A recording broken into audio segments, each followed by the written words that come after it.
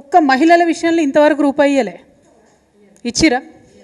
అదే అక్కడ పెద్ద పెద్ద వ్యాపారవేత్తలు బ్యాంకులను మొత్తం లూటీ చేసి లోన్లు ఎగబెడితే 16.5 లక్షల కోట్ల రుణము మాఫీ చేసి, వాళ్ళు ఎక్కువ మంది కూడా లేరు, 15-20 మంది ఉన్నారు అంతే. అదానీలు అంబానీలు ఆ స్థాయిలో ఉన్నోళ్ళు ఒక 15 నుంచి 150 మంది వరకు ఉన్నారు. వాళ్లకు మాఫీ చేసిన రుణము 16.5 లక్షల కోట్లు. మనం ఇవాళ నేను మీ అందరి సమ్మతితోనే నేనేం అడుగుదాం అనుకుంటున్నా అంటే కేంద్ర ప్రభుత్వాన్ని 5 లక్షల రూపాయలు రాష్ట్ర ప్రభుత్వం వడ్డీ లేని రుణం ఇస్తుంది కదా, మిగతా 15 లక్షలకు కేంద్ర ప్రభుత్వాన్ని ఇవ్వమందాం. వాజిబే కదా నేను అడిగేది, వాజిబే. ఇప్పుడు ఎక్కువ కూడా కాదు, అది 1500 కోట్లేమో అవుతుంది మొత్తం సంవత్సరానికి. అది కేంద్ర ప్రభుత్వం ఇవ్వచ్చు కదా.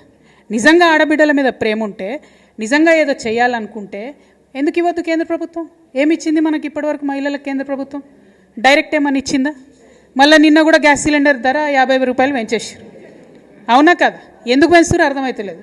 అక్కడనేమో ఇంటర్నేషనల్ మార్కెట్లో రేట్లు తగ్గుతున్నాయి, వీళ్ళేమో పెంచుతున్నారు. ఎందుకు పెంచుతున్నారంటే మా మోడీ ఇంత గొప్పోడు అంత గొప్పోడు అంటారు. ఎంత గొప్పోడైతే మాకేంది భయ్, ఇంటికి 50 రూపాయలు పెన్షన్ మాకు టెన్షన్ పెడుతురు కదా. నేను అనేది ఏంటంటే కేంద్ర ప్రభుత్వం డైరెక్ట్గా ఇంతవరకు ఆడబిడ్డలకి